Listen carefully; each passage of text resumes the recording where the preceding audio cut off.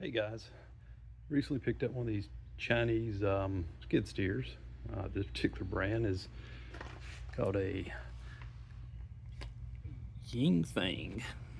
Awful name for a skid steer, but it actually looks like it's a pretty good machine.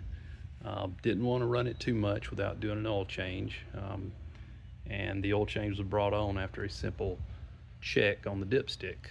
The dipstick oil looked kind of funny. It smelled funny. Reminded me of the same smell that you get when you go into a Harbor Freight store, or any tool that you buy in Harbor Freight usually has that weird coating on it, and it usually stinks. So I wanted to show you how easy it was to change the oil and a little bit about what we found. So of course it had a oil filter on the side of the engine. Let me back up.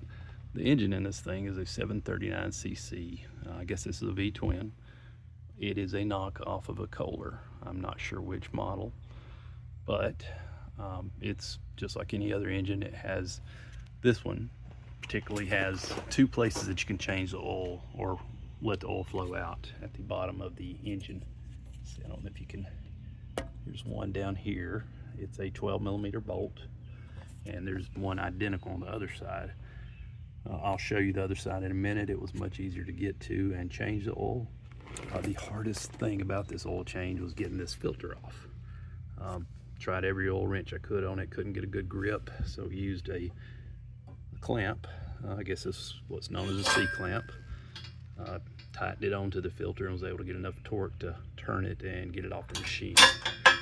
The oil filter, of course, has a lot of Chinese writing, which you can use Google Translate, but it's no information on there is going to be helpful to you. The only thing I can tell you that's helpful is some of these numbers here that give you some of the model numbers. See if I can zoom in on it. You got a 465Q, 462Q, 472Q, and a 474Q. All three of those will convert to a Kohler oil filter or a Fram or whatever you choose to use. The oil filter, don't like it's that bad of an oil filter, but probably going to change it since it had the weird oil in it. I'll be changing it. We're going to go with a synthetic blend of 5W30, which is kind of what the engine called for in the manual. And I'll show you the oil that actually came out of it. Can't really tell much about it, but it's, again, this motor has no hours on it, but this oil that was set in it just has a very bad smell. Doesn't take but a minute and about $20 to change the oil, so it's worth your time to change it, and maybe you get some longevity out of this engine. Let me take you around front and show you where you gotta get to change it. This particular machine, the cooler lifts out of the way, the front part comes up, so it's pretty easy to get to.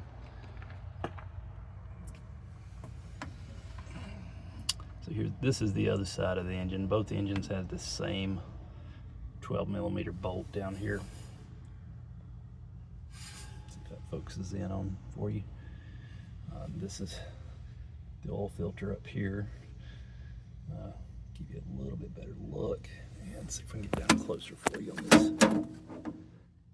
This is where you, very bottom of the engine. My engine's actually mounted to the gas tank, or on top of the gas tank with rubber feet.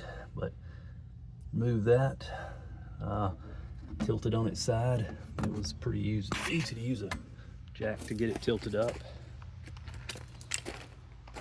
Just to give it a little bit of tilt so all the oil run out. About 10 minutes later it should be empty.